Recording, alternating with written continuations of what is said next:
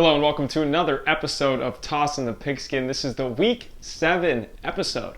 We'll get right into it with what happened in Week 6 against the spread. We went 1-2, pushing our season record to 8-10 on the year. Only winner was Titans minus 3.5. Panthers minus 1.5 was an L, as was Rams minus 3. Let's get to the Week 7 picks. All right, now it's time for the Week 7 picks. Number 1 is going to be Browns minus 3.5 at the Bengals. Yes, they're coming off a terrible loss, but that's sort of why I like this pick. Browns' only 2 losses this season have been to a very good Ravens team and a very good Steelers team. And Baker was awful last week, no debating that. 119 yards, 2 picks, was even benched. This is a get-right game against Cincinnati. Browns' offense can run the football with the best of them. Third in yards per rush, they're very efficient, and Cincinnati defense really struggles to stop the run. So Baker won't even have to do much in this game. Cleveland by at least 4. Pick number 2, Steelers money line at the Titans. Now, depending on when you were looking at this line, it's moved a lot throughout the week. It opened at Steelers minus 2, and when I took it on Wednesday night, they were down to a slight underdog. Who knows where it'll be by Sunday? It's really hard to say at this point, but I think the Steelers win this game. So even if they end up being a favorite again, I would take the Steelers. I think they win by at least a field goal here. They're just a better overall team. When you're looking at this defense, the Pittsburgh defense is top 3. They're actually number 3 in opponents' points per game right now, yards per game, and yards per play. Just a very efficient and talented defense, can rush the passer and really defend the pass on the back end in that secondary. Got talent all over the field. And the Titans defense brings up some major question marks for me. Steelers, more complete team, they win this game. And the third and final pick is going to be the Buccaneers minus 3.5 at the Raiders. Now, there are some stats that are pertinent to this game, but to me the most important thing is Raiders right tackle Trent Brown is currently on the COVID-19 list. And at Wednesday's practice, the Raiders actually had to send their entire starting offensive line home due to contact tracing. Now, most of their offensive linemen will likely be able to play by Sunday night because if they test negative twice, I believe it is, then they can come back and play in the game. But they're missing time preparation in person from the practice, which is going to hurt this team. And this Bucs defense is no joke. Number 1 in opponents' yards per play. Not to mention Brady in this offense has seemed to got things clicking. Buccaneers win, in my opinion, by at least 4. And with that, I'm joined by my good friend and a production assistant currently for Sunday Night Football on NBC, Matt Stolbof. Welcome to the show, man. Hey, Nate. Glad you finally had me on. I mean, we're almost halfway through, so I'm excited. We're heading into Week 7. Come on now. That's all right. Come on now. I guess I had to, you had to wait till the Giants won before you put me on, get me in a good mood. Yeah. I had to wait till my spirits were completely crushed by the Cowboys, not even at the halfway point, and I'm already in just tears of misery. But, the season goes on. A lot of other teams in the league. So first thing I want to talk to you about actually involves the Giants and the Cowboys. And I just want to know, from your perspective, what do you make of the NFC East right now? It's comedy. I mean, it is straight up hilarious what is going on in this division. I mean, we even on Sunday Night Football, we ran a quick little package how the Rams destroyed every team in that division. Like, not even – the Giants might have been even the closest game for that when they've played. Like, it has been a joke in the NFC East. Now the teams are starting to play each other, so maybe they'll beat each other up. Someone rises. But the fact that, that Cowboys game last night, they got destroyed at home against a Cardinal team that was kind of struggling a little bit, and they got absolutely whooped.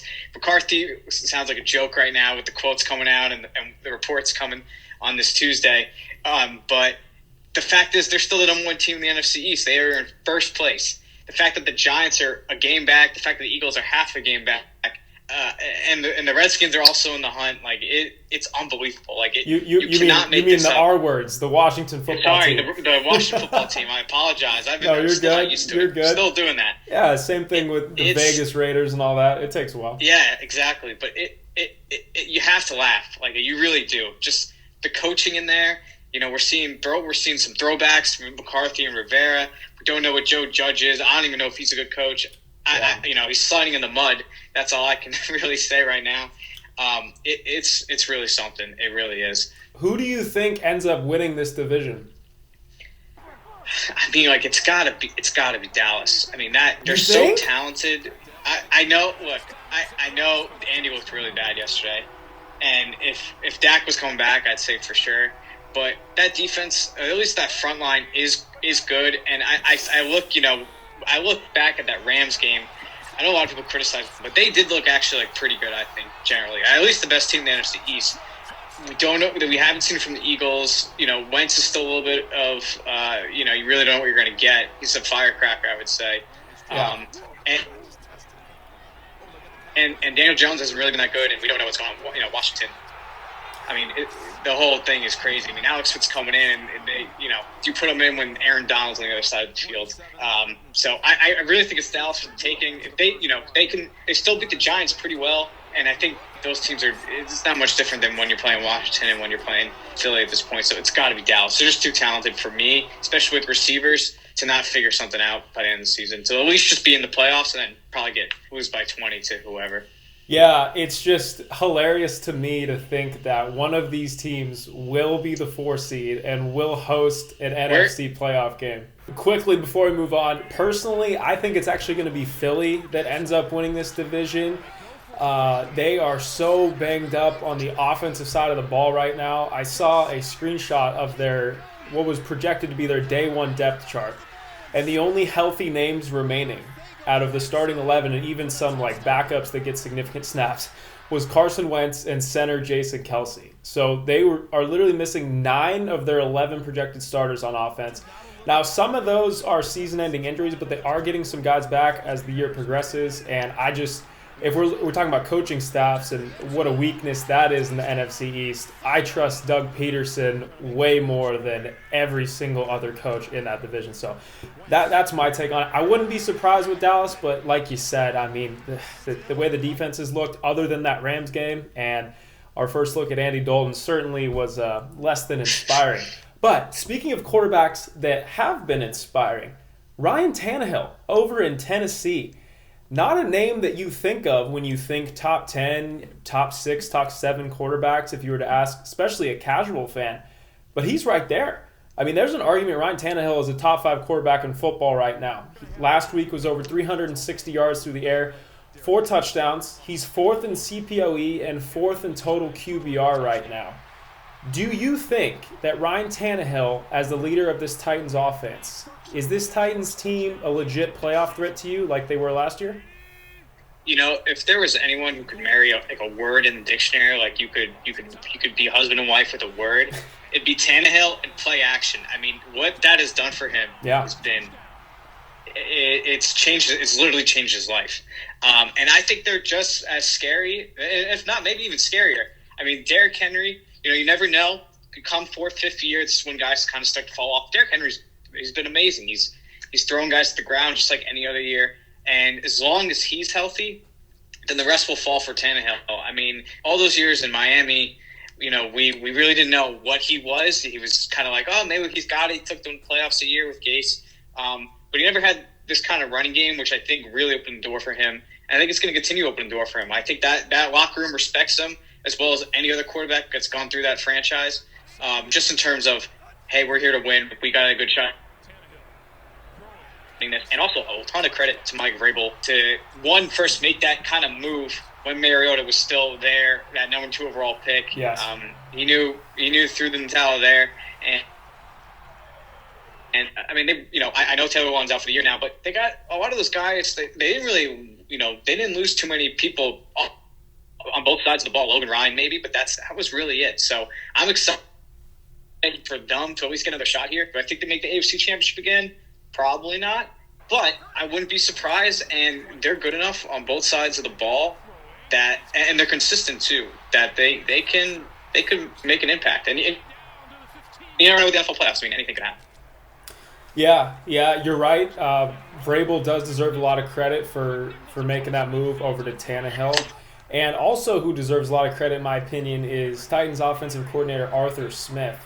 I think maybe the main difference between Tennessee this year than what we saw last year is they were still trying to feel out Tannehill a little bit. Tannehill did play well last year, but he just looks he's playing with supreme confidence right now. Especially you look at that game specifically last week against the Texans. Now I know they have a weak defense and specifically in the secondary, but he just looks comfortable. He's throwing the ball with great anticipation.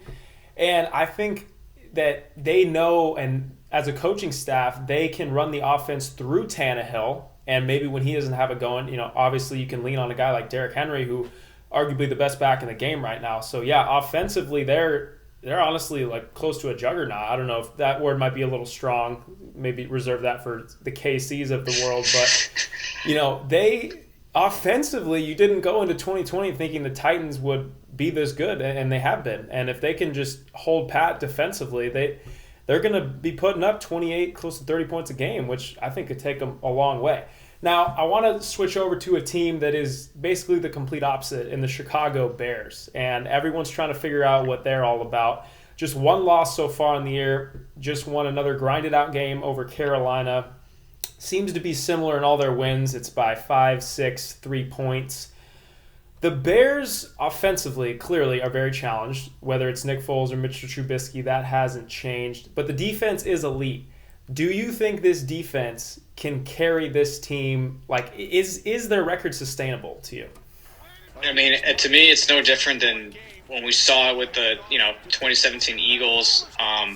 You look back at Ravens, 2012 Ravens when they won, is you could have a decent quarterback over there. I mean, there was even the debates of Flacco was unreal in that playoff run. But essentially, if you have a really good defense, you got a good shot at going far. I mean, even the Giants in 2007, that defense is a huge part of why they won. Yeah. And a lot of teams, over the years have done that. Even in this passing league, if you have a really good defense and just someone who's competent, I mean, I even think Trubisky would basically still have the same record with Trubisky behind there.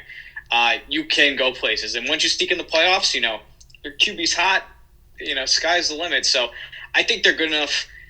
They're good enough. I really do think, especially in the NFC, I think they're good enough to make the Super Bowl. I know it's going to sound a little crazy right now, but because that defense is so good, anything's possible. I really believe that. If you have a good defense, anything is possible. I'm with you. Having a great defense and winning a championship usually goes hand in hand.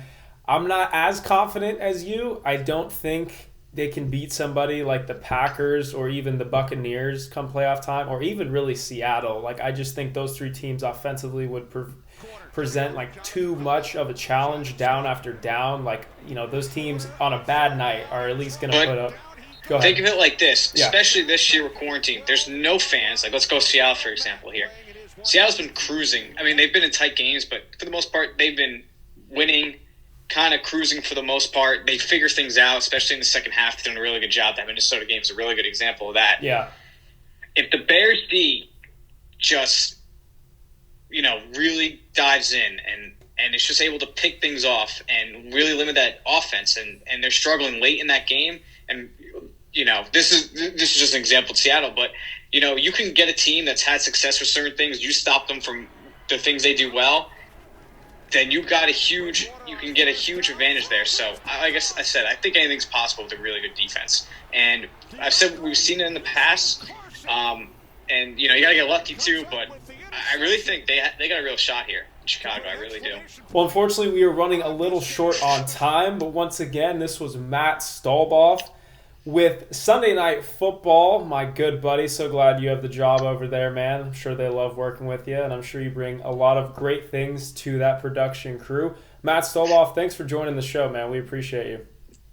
Appreciate it. See you next time when the Giants beat the Cowboys, all right? Might be a while. Thanks for watching this week's episode. Please like, comment, and subscribe. Let me know if there's something you want to hear about for next week. For now, thanks for watching.